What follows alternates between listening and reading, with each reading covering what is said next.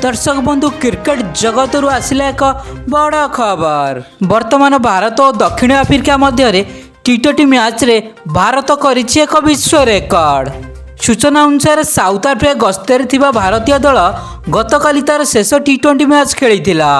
एही मैच रे भारत प्रथम बैटिंग को भरपूर फायदा उठाइथिले भारतीय बैट्समैन माने। भारतर दुई ओपनर भल आरंभ करथिले किंतु अभिषेक शर्मा एक भूल शॉट खेली आउट होई पवेलियन चली जाइतिले।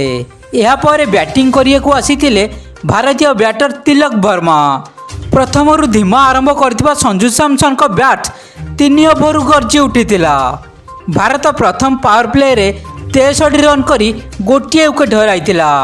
तबे मैच रे टर्निंग पॉइंट आसीथिला जेतेबेले तिलक वर्मा और संजू सैमसन आफ्रिका बोलर मानकु धुलाई आरंभ कर देइथिले।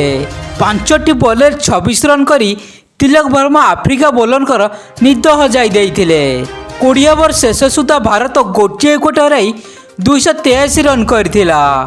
संजू सैमसन 9टी छक्का और 6टी चौका सहायता 109 रन करथिला बेले तिलक वर्मा 47टी बॉल खेली 120 रन करथिले, जेउथिरे 10टी छक्का और 9टी चौका शामिल अछि।